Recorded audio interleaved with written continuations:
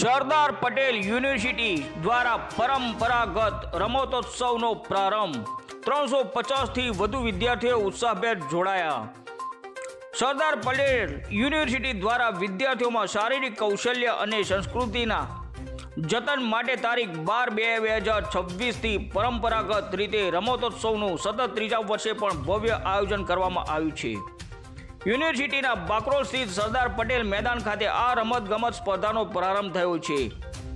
આ રમતોત્સવના ઉદ્ઘાટન સમારોહમાં આ પ્રસંગે યુનિવર્સિટીના માન્ય કુલપતિ શ્રી પ્રોફેસર ડૉક્ટર નિરંજનભાઈ પટેલ, કુલ સચિવ શ્રી તેમજ શારીરિક શિક્ષણ વિભાગના કાર્યકરો, નિયામક ડૉક્ટર ભાઈલાલભાઈ પટેલ અને વિવિધ વિભાગના વડાઓ શ્રી ગરિમાય ઉપસ્થિતિમાં રમતોત્સવને ખુલ્લો મૂકવામાં આવ્યો હતો।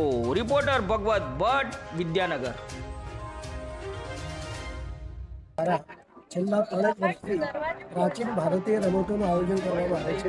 આજે 2 દિવસ સુધી આ કાર્યક્રમનું આયોજન કરવામાં આવ્યું છે, જેમાં લગભગ 350થી વધારે વિદ્યાર્થીઓ ભાગ લીધો છે। આપણી જે પ્રાચીન રમતો જે જુદી જુદી હતી, લખોટી કે ગુલીદંડા કે પછી કાંચા કે પછી લીંબુ ચમચી, એ બધી વસ્તુઓ અહીંયા વિદ્યાર્થીઓ પ્રસ્તુત કરશે। આનો મુખ્ય ઉદ્દેશ છે કે ભારતીય પ્રાચીન જે પરંપરા છે, આપણી જે રમતો છે પ્રાચીન રમતો, એના તરફ યુવા વર્ગને દોરવો અને યુવા વર્ગને લઈ જવો, એ રીતે સમાજ અને રાષ્ટ્ર સુધી આપણી જે પ્રાચીન રમતો છે એને પહોંચાડવાનો ઉદ્દેશ રહ્યો છે।